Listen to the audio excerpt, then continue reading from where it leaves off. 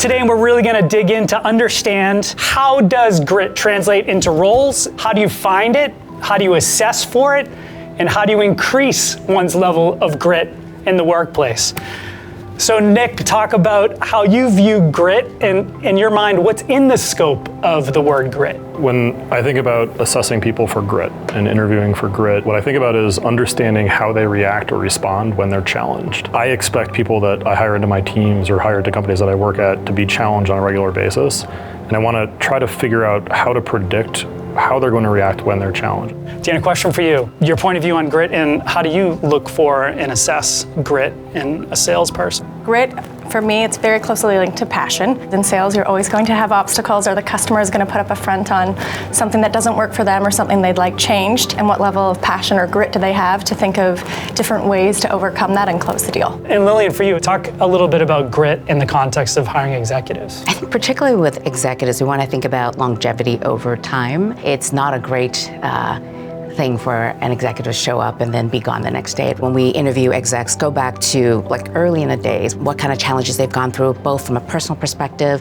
and then also in a professional perspective. We like to see execs have the scar tissue of having done and seen different scenarios over time. How do you find when there's sort of almost like false grit? You can be very passionate about something, and you could be there at the right time at the right place when the train was moving forward, but if you're unable to really articulate or show how you overcame obstacles and what was the end goal, what was the goal and how did you persevere and get to deliver that, I think that's really important.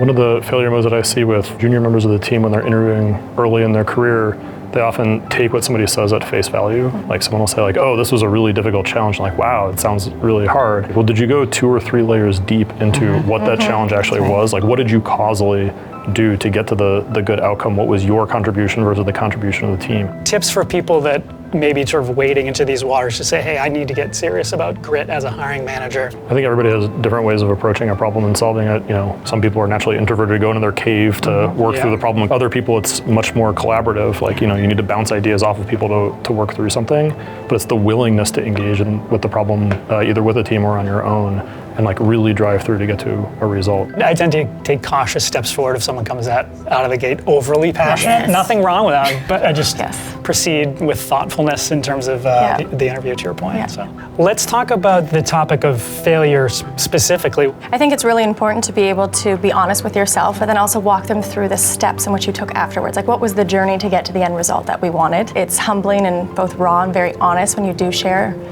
There was a time that I wasn't as successful as I thought, or I didn't get to push through everything that I wanted to, but here are the steps that I took afterwards. None of us are perfect. We're all human, so we've all failed in some ways. And I think that failure is necessary if a company is going to innovate and disrupt and do things differently than they did yesterday. So I don't think failure is a bad thing. The flip side of grit and being able to be successful over time is how have you failed and recovered and continue to iterate.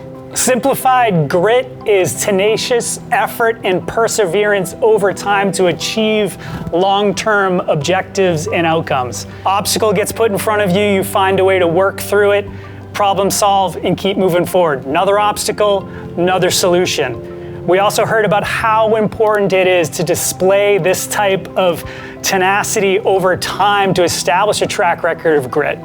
My question is, are you interviewing for grit? Should you interview for grit? And most importantly, if you are you interviewing for grit in a fair way?